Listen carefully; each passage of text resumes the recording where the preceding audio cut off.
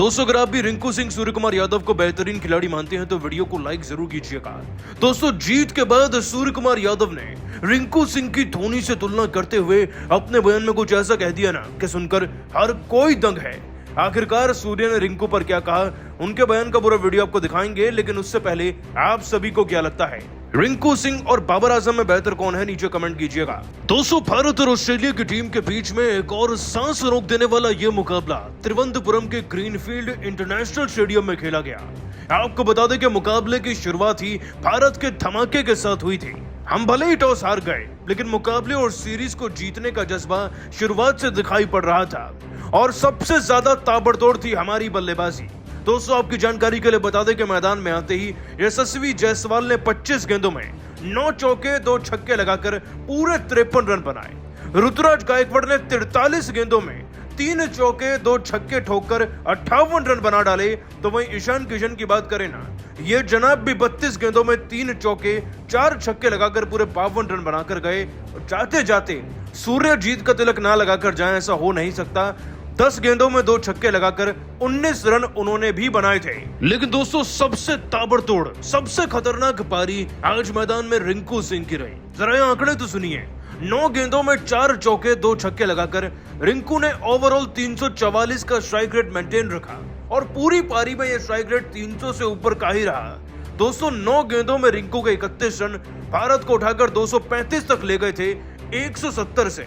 ये 236 का target Australia की टीम पर इतना ज्यादा भारी पड़ गया ना कि इसे चेज करने का सपना देख रही ऑस्ट्रेलिया की टीम की खबर फिर अच्छे से हमारे गेंदबाजों ने भी ली। दोस्तों तीसरे ओवर में मैथ्यू शॉट का विकेट ना रवि बिश्नोई ने लिया, उन्हें 19 रन पर क्लीन बोल्ड करके। इसके बाद जॉश इंग्लिश को भी दोस्तों आउट करने वाले 2 रन पर रवि बिश्नोई ही थे। ग्लेन मैक्सवेल इससे पहले कि कुछ हरकत कर भी पाते, 1 चौका 1 छक्का लगाकर वो अक्षर पटेल का शिकार बन गए। और दोस्तों प्रसिद्ध कृष्णा ने स्टीव स्मिथ को जब आउट किया तब 58 पर इस ऑस्ट्रेलिया की टीम के 4 विकेट हो चुके थे। लेकिन दोस्तों इसके बाद 2 खिलाड़ियों ने मैच को पलटने की पूरी कोशिश करी। मार्कस स्टोइनिस ने पूरा जोर लगाकर 21 गेंदों में 42 रन बनाए थे। उधर टिम डेविड भी 19 गेंदों में 33 रन लगाकर मैदान में अभी सेट होने का प्रयास कर ही रहे थे। लेकिन दोस्तों फिर सूर्या के एक फैसले और रवि बिश्नोई की गेंदबाजी से मैच पलट ही गया। आपको बताएं दोस्तों के रवि बिश्नोई ने 14वें ओवर की तीसरी गेंद पर सूर्य के कहने पर धीमी गति की गेंद का इस्तेमाल किया, टिम डेविड को आउट किया और वहां से भारत ने मैच पकड़ बनाकर इसे बड़े अंतर से जीतकर अपने नाम कर लिया। लेकिन दोस्तों जीत के हीरो तो एक ही है, रिंकू सिंह, और इस बार भी सूर्य उनकी तारीफ करते नहीं थके। और जीत के बाद दोस्तों कप्तान सूर्य कुमार यादव ने लगातार रिंकू सिंह की फिनिशिंग परफॉर्मेंस पर अपने बयान में कहा, यह भारतीय क्रिकेट टीम और इसकी ऊर्जा वाकई में अकाल्पनिक है। मुझे लगा नहीं था कि कप्तान बनकर इस तरीके से सभी खिलाड़ियों का साथ मिलेगा, इस तरीके से हम परफॉर्म भी कर पाएंगे। लेकिन सच बताऊं तो पहले मुकाबले को जीतने के बाद हमने अपने गेम प्लान में रत्ती भर भी बदलाव नहीं किया। मैदान में आना था, एग्रेसिव होकर खेलना था, चाहे बल्लेबाजी मिले या फिर गेंदबाजी, और वही हुआ भी। हमारे बल्लेबाजों ने आज वाकई में महफिल लूट ली और वो जीत के असल हकदार भी हैं। लेकिन दोस्तों आपको बता दें कि बयान में आगे सूर्य कुमार यादव ने रिंकू सिंह की धोनी से तुलना करते हुए यह भी कह दिया, मुझे लगता है कि रिंकू सिंह इस सदी के सबसे बड़े फिनिशर बनने वाले हैं। देखिए पिछले दशक में धोनी ऐसा काम किया करते थे और क्योंकि रिंकू धोनी को अपना गुरु मानते हैं, उनसे लगातार सीखते हैं, मुझे तो पूरा विश्वास है कि आगे चलकर वो उन्हीं की तरह एक बेहतरीन फिनिशर कहलाएंगे। हाँ बिल्कुल वैसा परफॉर्म तो नहीं कर सकते, लेकिन क्या पता वो कई मैचेस में बिल्कुल धोनी की तरह फिनिश भी करें और भारत को ऐतिहासिक जीत भी दिलाएं। मुझे तो लगता है कि रिंकू को हर एक मैच में मौका देना चाहिए ताकि आने वाले विश्व कप में हमारे भारत देश के लिए धोनी जैसा फिनिशर एक पहले से ही तैयार हो जाए। दोस्तों सूर्य कुमार यादव ने 2 बार रिंकू को मौका दिया है और दोनों बार उन्होंने धमाल कर दिया। भले ही वो टीम को अंतिम क्षणों में जिताना हो या अंतिम क्षणों में रन बनाने हो, रिंकू एक परफेक्ट प्रॉपर फिनिशर हैं। वैसे आप सभी को क्या लगता है, रिंकू और धोनी में बेहतर फिनिशर कौन है, नीचे कमेंट करके जरूर बताइएगा। दोस्तों भारत और ऑस्ट्रेलिया के बीच दूसरा T20 मुकाबला तिरुवनंतपुरम के ग्रीनफील्ड इंटरनेशनल स्टेडियम में खेला गया। इस मुकाबले में ऑस्ट्रेलिया के कप्तान मैथ्यू वेड ने टॉस जीतकर पहले भारतीय टीम को खेलने के लिए आमंत्रित किया। भारत की तरफ से ओपनिंग की शुरुआत करने मैदान पर ऋतुराज गायकवाड़ के साथ यशस्वी जायसवाल मैदान में उतरे। वहीं ऑस्ट्रेलिया की तरफ से पहले ओवर फेंकने के लिए मार्क स्टोइनिस आए और पहले ही ओवर में दोनों भारतीय ओपनरों ने 10 रन बटोर लिए। टीम के लिए तीसरा ओवर फेंकने आए ग्लेन मैक्सवेल की पहली ही गेंद पर यशस्वी जायसवाल ने खतरनाक अंदाज में कवर ड्राइव लगाते हुए शानदार चौका जड़ दिया और टीम के स्कोर को बढ़ाने की कोशिश करने लगे। इसके बाद भी यशस्वी जायसवाल का बल्ला रुकने का नाम नहीं लिया और फिर तीसरी ही गेंद पर उन्होंने एक बेहतरीन स्वीप शॉट खेलकर चौका बटोर लिया और ऑस्ट्रेलियाई गेंदबाजों को बता दिया कि आज मैदान पर भारतीय खिलाड़ियों का बोलबाला रहने वाला है। यशस्वी जायसवाल का बल्ला दहाड़ता देख ऋतुराज गायकवाड़ भी रुकने का नाम नहीं ले रहे थे और मैक्सवेल की अंतिम गेंद पर शानदार कवर ड्राइव लगाकर एक और चौका बटोर लिया। दोनों बल्लेबाजों ने मिलकर मैक्सवेल के ओवर में 15 रन बटोरकर टीम इंडिया के स्कोर को 3 ओवर में 28 रनों तक पहुंचा दिया। विकेट की तलाश में जब मैथ्यू वेड ने गेंद चौथा ओवर फेंकने के लिए सेन एबॉट पर यशस्वी जायसवाल ने बिल्कुल भी रहम नहीं किया और पहले 3 लगातार गेंद पर खतरनाक चौके जड़े और फिर चौथी गेंद पर जायसवाल ने एक शानदार गगनचुंबी छक्का जड़कर स्टेडियम में बैठे हर किसी को हैरान कर दिया। ऋतुराज गायकवाड़ और यशस्वी जायसवाल के बीच में 52 रनों की पार्टनरशिप भी हो गई। विकेट की तलाश में जब मैथ्यू वेड ने अपने तुरुप का इक्का एडम जंपा को 5वां ओवर फेंकने के लिए गेंद थमा दिया, लेकिन भारतीय ओपनर जमकर कुटाई कर रहे थे।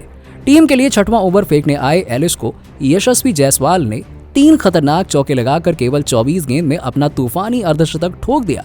पावर प्ले की आखिरी ओवर में यशस्वी जायसवाल ने एलिस की धज्जियां उड़ाकर रख दी, लेकिन एलिस के ही ओवर में 5वीं गेंद पर यशस्वी जायसवाल स्लिप में अपना कैच दे बैठे और 53 रन बनाकर पवेलियन लौट गए। भारतीय टीम को 77 रनों के स्कोर पर पहला झटका लग गया। टीम इंडिया के स्कोर को पावर प्ले के 6 ओवर में 77 रनों तक पहुंचा दिया।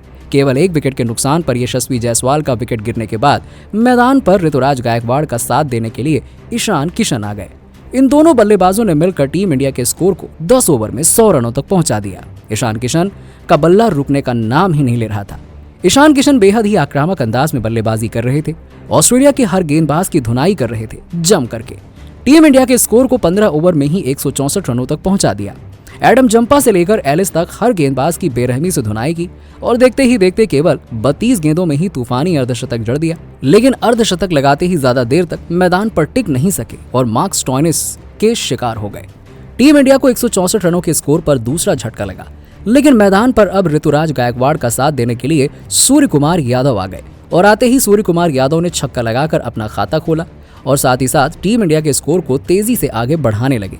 और मैदान में बल्लेबाजी कर रहे ऋतुराज गायकवाड़ ने भी एलिस की गेंद पर 17वें ओवर की पहली ही गेंद पर अर्धशतक बना लिया सिंगल लेकर, लेकिन सूर्य कुमार यादव ज्यादा देर तक मैदान पर टिक नहीं सके और 19 रन बनाकर पवेलियन लौट गए। इसके बाद मैदान पर रिंकू सिंह आए। रिंकू सिंह ने आते ही 19वें ओवर में जबरदस्त कमाल दिखाते हुए इस ओवर में रिंकू सिंह ने 2 गगनचुंबी छक्के और 3 चौके जड़कर सबसे महंगा ओवर बना दिया और टीम इंडिया के स्कोर को 200 के पार पहुंचा दिया।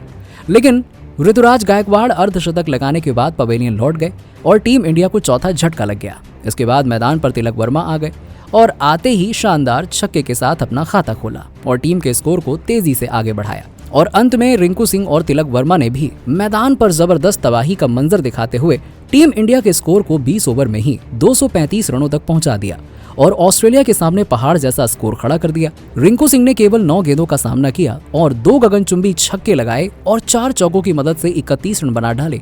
ऑस्ट्रेलियाई गेंदबाजों को ये स्कोर हासिल करना भारतीय गेंदबाजों के सामने इतना आसान नहीं होने वाला था। मैदान पर पारी की शुरुआत करने स्टीव स्मिथ के साथ मैथ्यू शॉर्ट मैदान में उतरे। इन दोनों बल्लेबाजों ने मैदान पर उतरते ही भारतीय गेंदबाजों की धज्जियां उड़ाना शुरू कर दिया। स्टीव स्मिथ तो बेहद ही आक्रामक अंदाज में नजर आ रहे थे। वो केवल चौके और छक्कों से बात कर रहे थे। अपने टीम के स्कोर को दोनों बल्लेबाजों ने मिलकर केवल 2 ही ओवर में 31 रन बना लिए। कप्तान सूर्य कुमार यादव विकेट की तलाश करने लगे और गेंद अपने तुरुप के इक्के रवि बिश्नोई को थमा दी और उन्होंने भरोसे पर खरा उतरते हुए 5वीं ही गेंद पर मैथ्यू शॉर्ट को क्लीन बोल्ड कर पवेलियन का रास्ता दिखा दिया और भारतीय टीम को आखिरकार पहला विकेट मिल गया। अब मैदान पर बल्लेबाजी करने के लिए जोश इंग्लिश आ चुके थे, लेकिन ये भी ज्यादा देर तक मैदान पर टिक नहीं सके और रवि बिश्नोई के शिकार हो गए। टीम इंडिया को दूसरा विकेट 39 रनों पर मिला। इंग्लिश केवल 2 रन बनाकर पवेलियन लौट गए। अब स्टीव स्मिथ का साथ देने के लिए मैदान पर ग्लेन मैक्सवेल आ गए। ऑस्ट्रेलियाई बल्लेबाजों ने 5 ओवर में 2 विकेट लेकर 43 रन बना लिए थे। मैक्सवेल बेहद ही आक्रामक अंदाज में नजर आ रहे थे, लेकिन अक्षर पटेल ने उन्हें ज्यादा देर तक मैदान पर टिकने नहीं दिया और 6वें ओवर की चौथी गेंद पर पवेलियन का रास्ता दिखा दिया और टीम इंडिया को तीसरा विकेट केवल 53 रनों में ही मिल गया। ऑस्ट्रेलिया की टीम पूरी तरह से लड़खड़ाती हुई नजर आने लगी, लेकिन स्टीव स्मिथ एक तरफ से मैदान पर टिके हुए थे। उनका साथ देने के लिए मैदान पर अब मार्कस स्टोइनिस आ गए थे ऑस्ट्रेलियाई टीम ने पावर प्ले के 6 ओवर में केवल 53 रन ही बनाए और भारत की खतरनाक गेंदबाजी के आगे ऑस्ट्रेलिया का एक भी बल्लेबाज मैदान पर ज्यादा देर तक टिक नहीं सका और एक के बाद एक सभी बल्लेबाज पवेलियन लौट गए और टीम इंडिया ने दूसरे T20 मैच को भी बड़े ही आसानी से अपने नाम कर लिया। तो दोस्तों, अब आपको ईशान किशन, रवि बिश्नोई और रिंकू सिंह में कौन मैच का रियल हीरो लगता है? कमेंट सेक्शन में कमेंट करके जरूर बताइए।